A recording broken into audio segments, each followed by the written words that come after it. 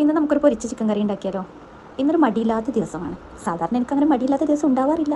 ഇന്ന് എന്തോ അറിയില്ല, നല്ല ജില്ലാണ്. അപ്പോൾ വിസ്തരിച്ചൊരു ചിക്കൻ കറി ഉണ്ടാക്കാൻ വിചാരിച്ചു. അതിനെന്ത് ചെയ്യാം? ആദ്യം നമ്മൾ ചിക്കനിൽ മഞ്ഞളും മുളകൊക്കെ ഇട്ടിട്ട് സ്ഥിരം ചെയ്യുന്ന പോലെ അതെല്ലാം പുരട്ടി വെച്ചു. എന്നിട്ട് അതൊന്ന് ഫ്രൈ ചെയ്തെടുത്തു.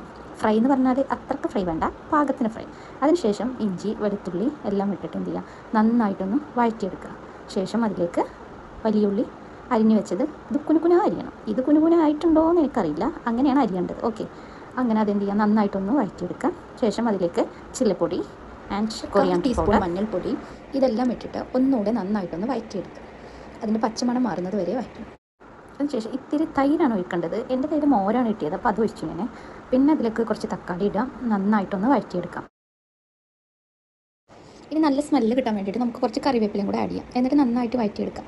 ഇപ്പോൾ ഒരു വഴ ആയിട്ടുണ്ട്. ഇനി നമുക്കതിലേക്ക് ഫ്രൈ ചെയ്ത് വെച്ച് ചിക്കൻ ഇടാം. ചിക്കൻ ഇട്ടിട്ട് ഒന്നുകൂടെ വഴറ്റിയെടുക്കാം. ഈ വഴറ്റൽ അതാണ് മെയിൻ. ഇനി നമുക്കതിലേക്ക് നല്ല ചൂടുവെള്ളം, ശ്രദ്ധിക്കണം, പച്ചവെള്ളം ഒഴിക്കരുത്, ചൂടുവെള്ളം. ഇപ്പോൾ നിങ്ങൾ വിചാരിച്ചിട്ടുണ്ടാവും കഴിഞ്ഞിട്ടില്ല, മെയിൻ സാധനം ഞാൻ വരുന്നത്. അതായത് കശുവണ്ടി നന്നായിട്ട് പേസ്റ്റ് ആക്കിയിട്ട് അതും കൂടി ഇട്ടു. ഒട്ടും കുറക്കണ്ടല്ലേ. ഇപ്പം എന്തായി, നമ്മുടെ അടിപൊളി ചിക്കൻ കറി റെഡി.